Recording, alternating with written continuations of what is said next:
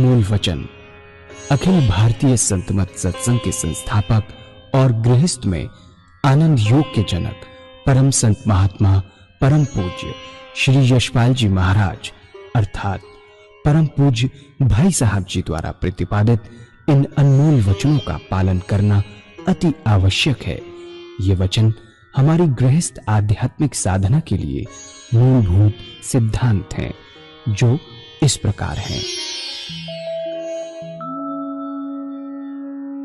हम दुनिया की हर चीज की कीमत आंकते हैं, अपने मानव जीवन की कीमत भी जाने व परमात्मा की प्राप्ति हेतु साधना करें। मनुष्य योनि एक उपहार है, इसीलिए परमात्मा को धन्यवाद देते हुए आधा घंटा प्रातःकाल, आधा घंटा सायंकाल पूजा अवश्य करें। सत्संग, सतनाम व सद्गुरु को प्राथमिकता देते हुए इसी के आधार पर ध्यान योगाभ्यास अवश्य करें व गृहस्थ के कार्यों को परमात्मा का कार्य समझकर उसी की याद में संपन्न करें। हर समय ये ध्यान रहे कि गुरु कृपा द्वारा परमात्मा की पवित्र सत्ता का हमारी आत्मा में वास है, अतः मन में निरंतर अपने इष्ट देव का जाप करें। मान सम्मान की इच्छा ना करें व अपमान से दुखी ना हो। परमात्मा के अतिरिक्त किसी और का भय ना करें। दूसरों की बुराई न करें, न सुने, सत्य व मधुर बोलें, अश्लील शब्द मुंह से ना निकालें, सभी से नम्रतापूर्ण व सुंदर व्यवहार करें। धर्म पत्नी के अतिरिक्त अपने से बड़ी से माता जैसा, बराबर की से बहन जैसा व छोटी से पुत्री जैसा व्यवहार करें। सांसारिक जीवन यापन की आवश्यकताएं अंतहीन है, इसलिए अधिक से अधिक समय सत्संग में व धन परोपकार में खर्च करें। याद रखें, न स्त्री माया है, न धन दौलत, न ही परिवार। माया वह है जो हृदय को परमात्मा से दूर हटा दे। अतः निरंतर सत्संग और सद्गुरु की शरण में रहने का प्रयास करें। भोजन अपने इष्ट को अर्पण कर प्रसाद रूप में परमात्मा की याद में करें। रात्रि में सोने से पहले अच्छे बुरे कार्यों का आत्मनिरीक्षण कर उसका समुचित पश्चाताप करते हुए ध्यान करें व प्रभु की गहरी याद में ही विश्राम करें। परमात्मा तू ही है, तेरी इच्छा पूर्ण हो।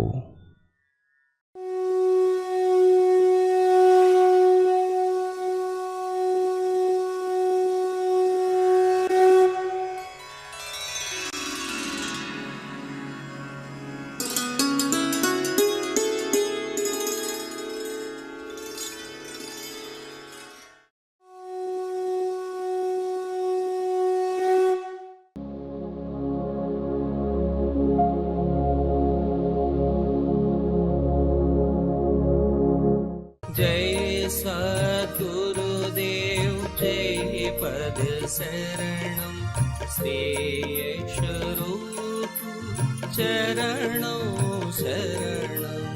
जय सद्गुरुदेव जय पद शरणं श्रेयस्वरूप चरणों शरणं। पूजनीय माता और बंधुओं, अब तक हमने 2 स्टेप अपने बनाए, 16 घंटे आपके अपने हो गए, बहुत सुंदर।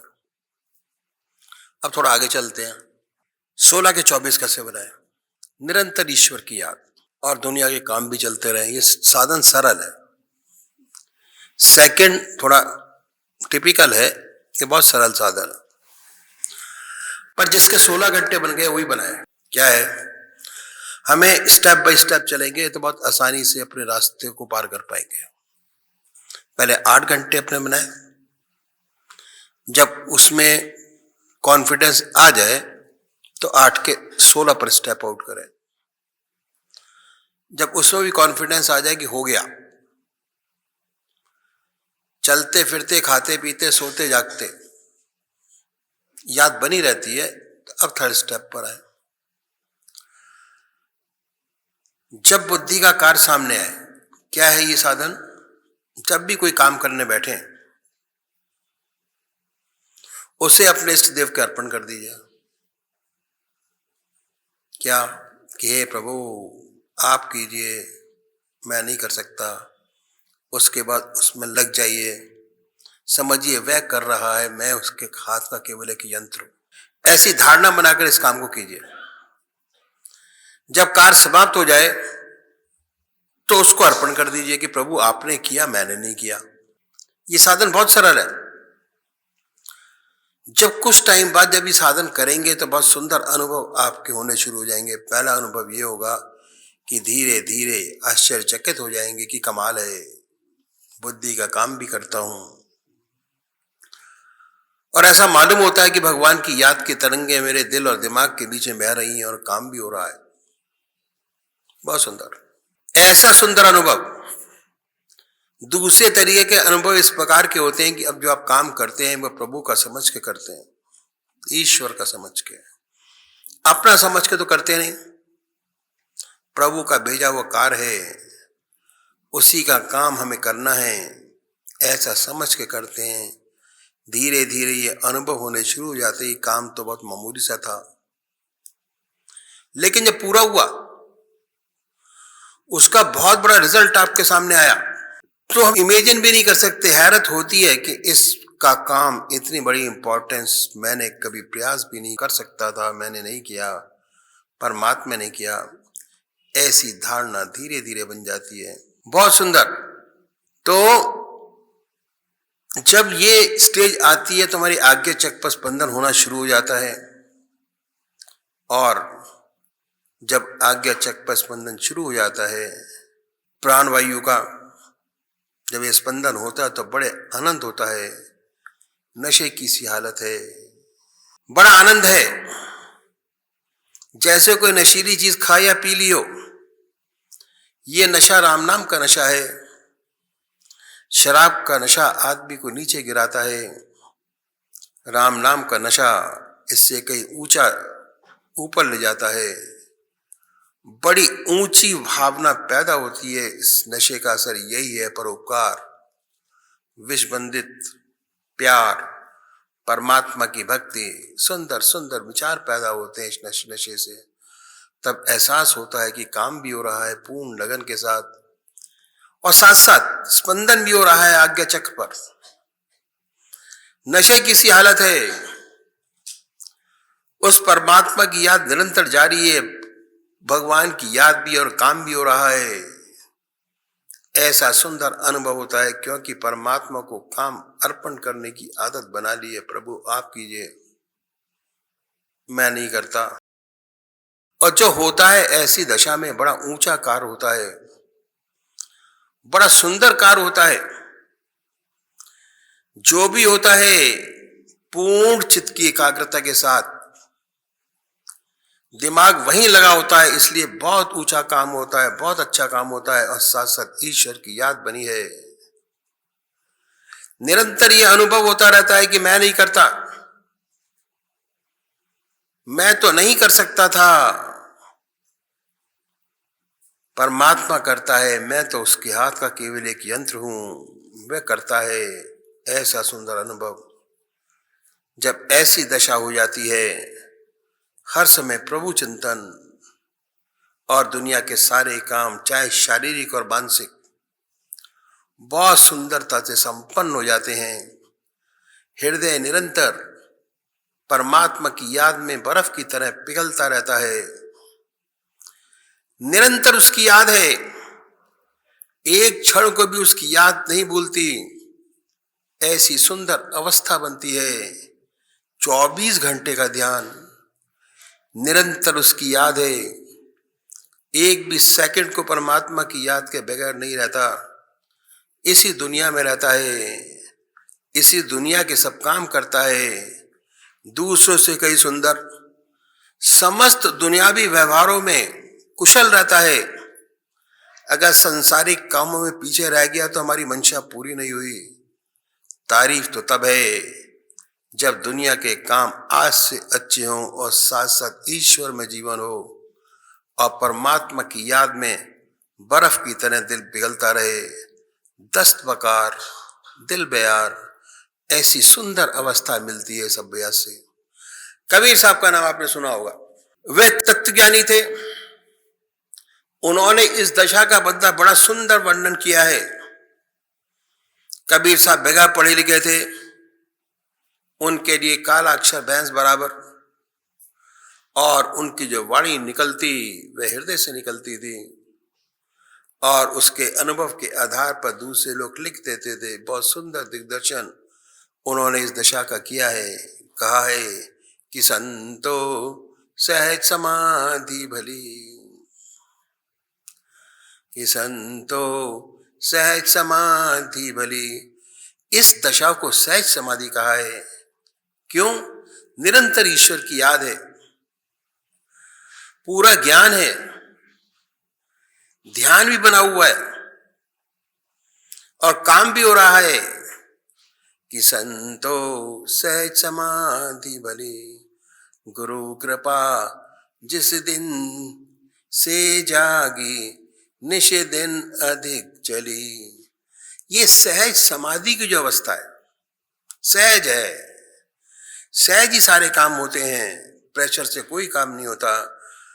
जो अवस्था है बड़ी सुंदर है और ये मन की एकाग्रता से आती है, कंसंट्रेशन ऑफ माइंड, चित्त की एकाग्रता से, अपनी मेहनत से आती है, बड़ी मुश्किल से आती है, असंभव ही है। लेकिन अगर ऐसे संत की सोबत मिल जाए जिसका हृदय निरंतर परमात्मा की याद में लगा रहता है 24 घंटे, ऐसे व्यक्ति की संगत मिल जाए तो काम बहुत जल्दी पूरा हो जाता है। उसकी सोबत से ही ध्यान बनने लगता है, आपको प्रयास करने की जरूरत ही नहीं होती। उसके सानिध्य से ध्यान अपने आप बनने लगता है, उसकी सोबत से ध्यान अपने आप बनने लगता है। इसलिए कहा है कि गुरु कृपा जिस दिन से जागी, गुरु की कृपा से जिस दिन से जो चित्त की एकाग्रता मुझे मिली है, निश दिन अधिक चली। ये दिन दिन बढ़ती रहती है, इसमें घटान नहीं है। जैसे जैसे खाली समय आप परमात्मा को देते चले जाते हैं, जैसे जैसे अभ्यास में डूबते चले जाते हैं, आपकी पहुंच और गहरी होती चली जाती है और अधिकाधिक आनंदमय अवस्था बनती चली जाती है। इसलिए कबीर साहब ने कहा है, बहुत सुंदर है, कि संतो सहज समाधि भली, गुरु कृपा जिस दिन से जागी, निश दिन अधिक चली। आगे कहते हैं कि जय जय डोलऊं सो परिक्रमा, जो कुछ करऊं सो सेवा, जब सोऊं तो करऊं दंडवत पूजऊं और न देवा। संतो सहज समाधि भली, गुरु कृपा जिस दिन से जागी, निश दिन अधिक चली। जय जय डोलऊं सो परिक्रमा, जो कुछ करऊं सो सेवा, जब सोऊं तो करऊं दंडवत पूजऊं और न देवा। कहते हैं जहां जहां ऐसा व्यक्ति चलता है वह परिक्रमा करता है और जो कुछ करता है वह सेवा करता है। जय जय डोलऊं सो परिक्रमा। जब मंदिर में भगवान की परिक्रमा करते हैं तो झरोकों से भगवान को निहारते जाते हैं, भगवान के ध्यान में परिक्रमा करते हैं। जब ये साधक घर से निकलता है तब प्रभु की गहरी याद में डूब कर चलता है, चल नहीं रहा, परमात्मा की सच्ची परिक्रमा कर रहा है। जो कुछ करऊं सो सेवा, सच्ची सेवा करता है। बहुत बड़ी सेवा होती है।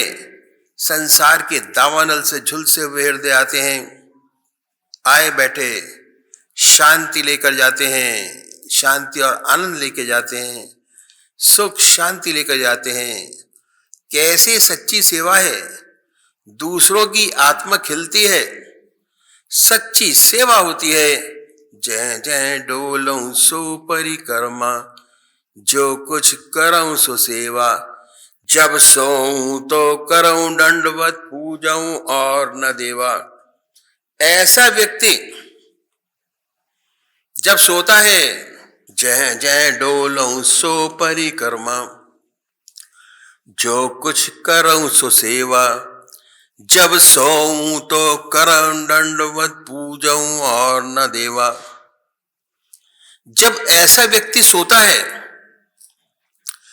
जब ऐसा व्यक्ति सोता है, भगवान की गहरी याद में सोता है, जब मंदिर में जाते हैं, भगवान को साष्टांग प्रणाम करते हैं, उस समय हर व्यक्ति का हृदय परमात्मा में लगा रहता है। उस क्षण कोई दूसरा विचार नहीं आता, बड़ी श्रद्धा से भगवान को दंडवत प्रणाम करते होते हैं।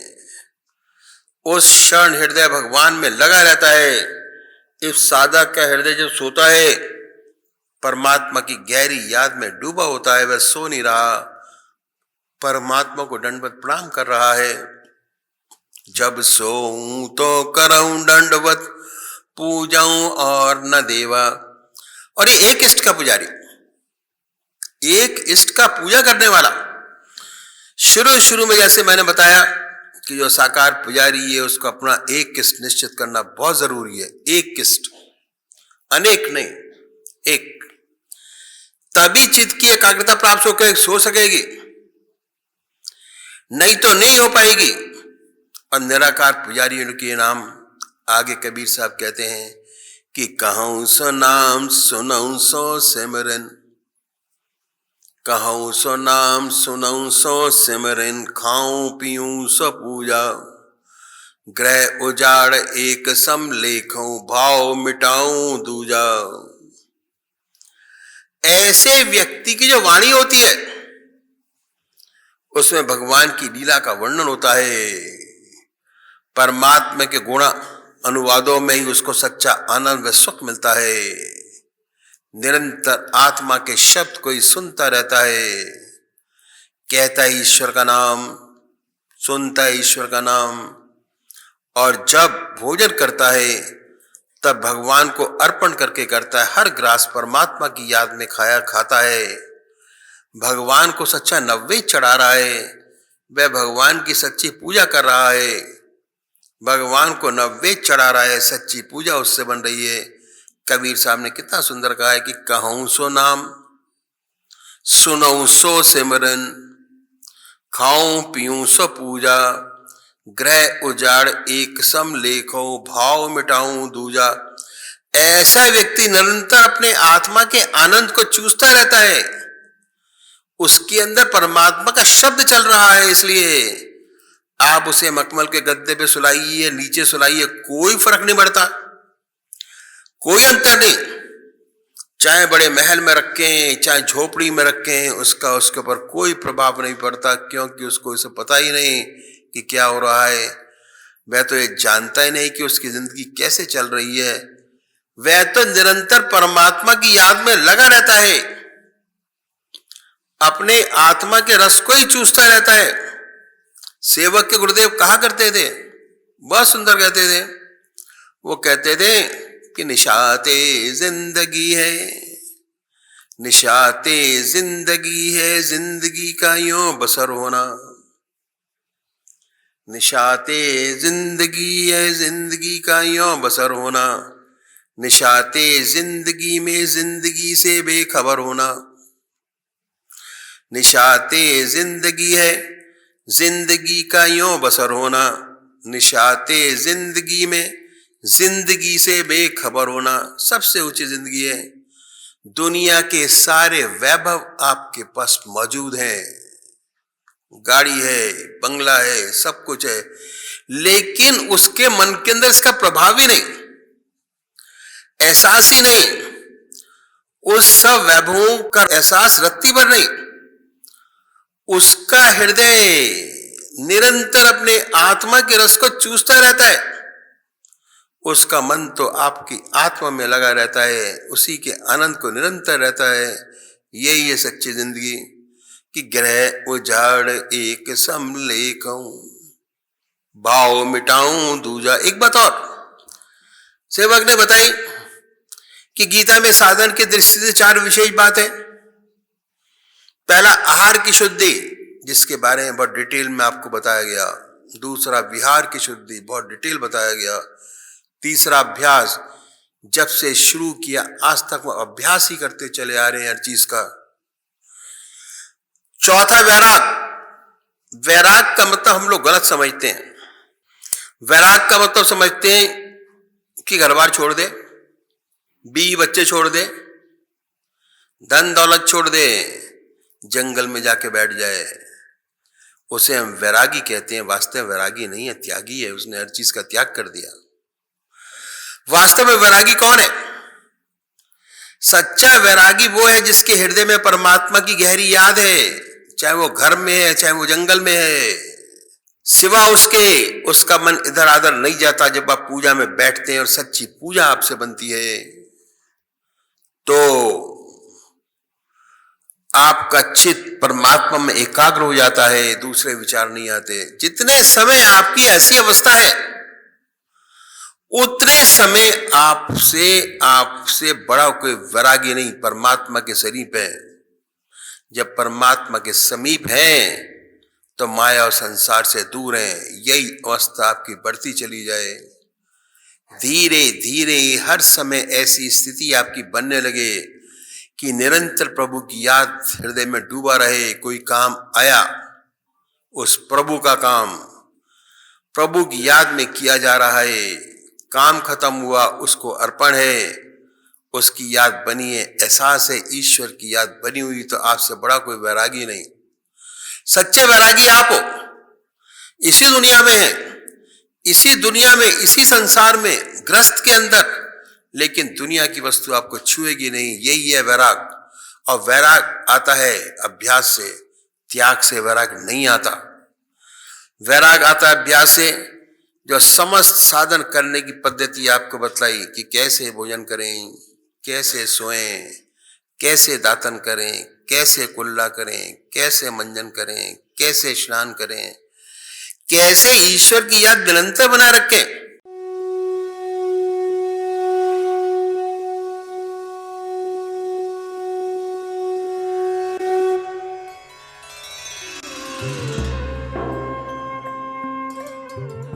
ध्यान योग के कार्यक्रम आनंद योग से निशुल्क जुड़ने के लिए संपर्क करें 9810239677।